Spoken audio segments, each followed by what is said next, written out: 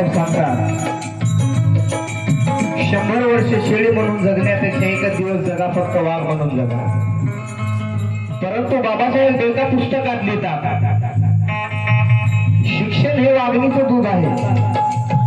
जो कोणी प्राशन करेल ते भरभरल्याशिवाय राहणार नाही. आपले लोक शिकले, संघटित झाले, संघर्ष करा बाबासाहेबांनी सांगितलं. परंतु आपण काय केलं? सुरुवातीला संघर्ष केला. संघर्ष सुरुवातीला केला, नंतर संघटित झालो आणि मग शिकलो. आपण उलट चालवलं. म्हणून नुसतं शिक्षण वागणीचं दूध नाही, तर बाबासाहेब सांगतात इंग्रजी शिक्षण वागणीचं दूध आहे. या शिक्षणाला कोण विचारतात?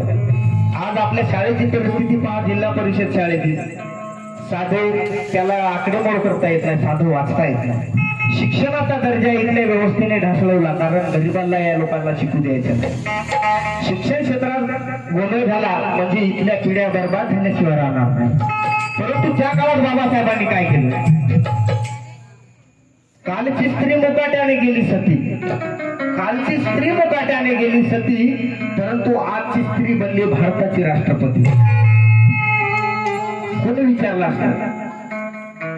मी नेहमी सांगतो, कुठं प्रबोधनाचा कार्यक्रम असला, एक नेहमी उदाहरण माझ्या तोंडी असते. तुम्ही बिहारचा एक सीएम आहे जितेन राम मांझी, नाव ऐकलं असेल. हिंदुस्थानी आवाम मोर्चा त्याच्या पार्टीचं नाव.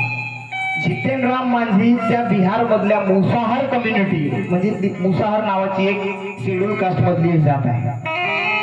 त्या जातीमध्ये मूस म्हणजे उंदीर शब्द हिंदीमध्ये, आणि मुसाहर ती उंदीर पकडून खाणारे लोक त्या स्टेटमध्ये फार गरीब काळे कुट्ट लोक असतात आणि कुठल्याही प्रकारचे त्यांना आर्थिक पुढे गेलेले नाही.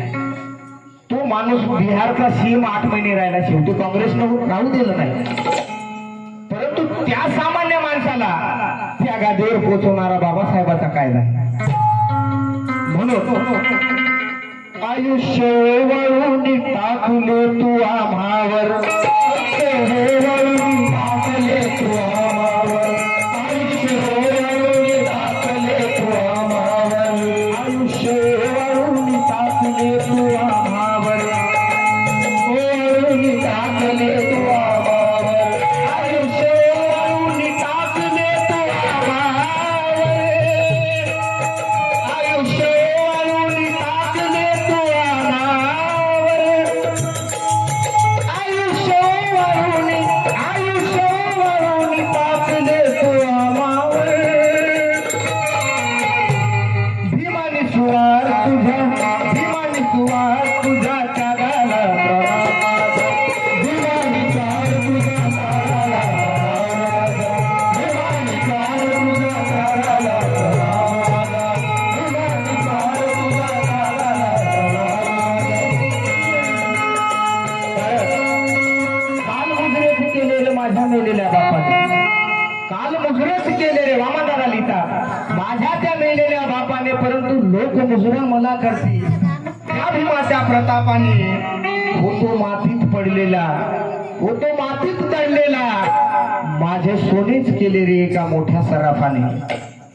गेली सारी ती लाचारी, आज दिल्लीच्या दरबारी मला नेऊन बसविले 9 कोटीच्या बापाने. आणि म्हणून आयुष्य वळून टाकले तू आम्हावर, आयुष्य वळून टाकले तू आम्हावर, आयुष्य वळून टाकले तू आम्हावर, आयुष्य वळून टाकले तू आम्हावर.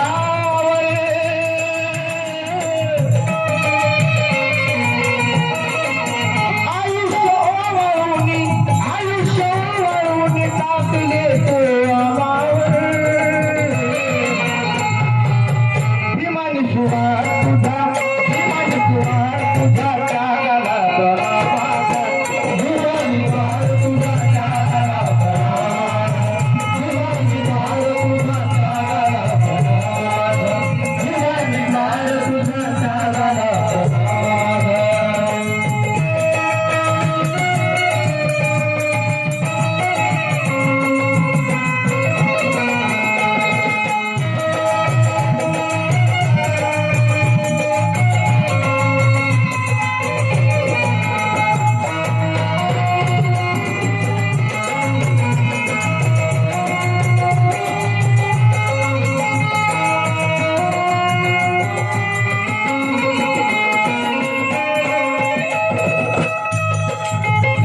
शब्दांनीच पेटतात घरे दारे आणि देश.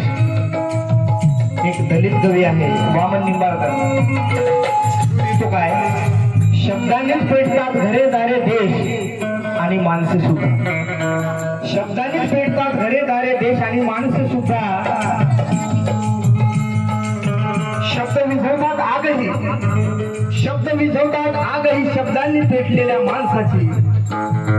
शब्द नसते तर, शब्द नसते तर पडल्या नसत्या ठिणग्या. शब्द नसते तर पडल्या नसतून डोळ्यातून ठिणग्या. वाहिले नसते आसवाचे पूर, आले नसते जवळ कोणी गेले नसते दूर. या शब्दाच्या सामर्थ्याने बाबासाहेबांनी हा एवढा मोठा आपला समाजाचा गाडा पुढे आणला. याला समोर नेता येत असेल नसेल तर नेऊ नका, परंतु त्याला मागे खेचण्याचं काम करू नका. कारण बाबासाहेब सांगतात मुझे पढे लिखे लोगों ने धोखा दिया.